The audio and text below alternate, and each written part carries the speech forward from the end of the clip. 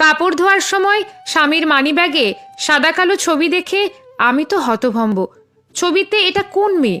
ভেজা হাতে ছবিটা বের করলাম। সাদা কালো ছবিটা আমার যুবতী বয়সের ছবি। চরম বিস্মিত এবং অবাক হয়ে তাকিয়ে রইলাম ছবিটার দিকে।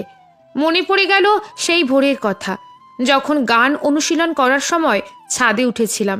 উনি দূর থেকে বোকা বোকা মুখ নিয়ে আমার গান শুনত। একদিন হঠাৎ সাহস করে সামনে এসে বলল, আপনার একটা ছবি দেবেন? ওনার কথায় তখন খুব হকচকিয়ে গিয়েছিলাম। প্রথম কথা হওয়ায় কেউ ছবি চায় কি করে? সরাসরি বলেছিলাম, ছবি দেওয়া যাবে না। কে আপনি?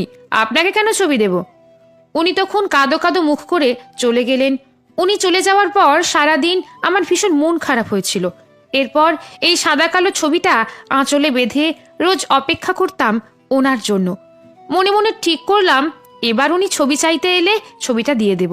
সময় যায়, দিন যায়, মাসও যায়, উনি আর আসে না। দূর থেকেই শুধু তাকিয়ে থাকেন।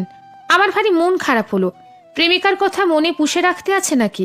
ইচ্ছে করছিল ওনার গালে পটপট করে চড় বসিয়ে দিয়ে বলি, আপনার রোজ এসে ছবি চাইতে কি সমস্যা?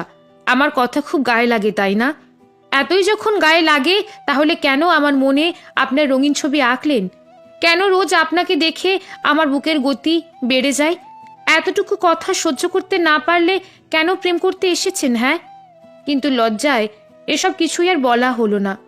আমিও কম জেদি ছিলাম নাকি? ওকে দেখলেই পাড়ার যে ছেলেদের দিকে ফিরেও তাকায়নি তাদের পাত্তা দিতে লাগলাম। হঠাৎ এক ভোরে উনি আমার হাত ধরে বললেন, কুসুম, আপনাকে বিয়ে করতে চাই। শহরে এক ঘরের এক কামরা ভাড়া নেব, ছোট্ট সংসার, আমি খাঁচা, আপনি পাখি। এই খাঁচা থেকে কখনো মুক্তি পাবে না। তখন অশ্রুসিক্ত চোখে তাকিয়ে বলেছিলাম, খাঁচা আরো মজবুত করতে হবে, যেন চাইলেও পাখি উড়ে যেতে না পারে। 21 বছরের দাম্পত্য জীবন আমাদের, সেই ছবি এখনো আগলে রেখেছে। রাতে বললাম, সাদা কালো ছবিটা এত বছর আগলে রাখার কি দরকার? এখন তো কত সুন্দর সুন্দর রঙিন ছবি তোলা যায়। স্বামী বলল, সাদা কালো ছবির এই তুমিতে যতটা মায়া স্মৃতি ঘিরে আছে, এখনকার হাজারটা রঙিন ছবিতেও সেটা থাকবে না।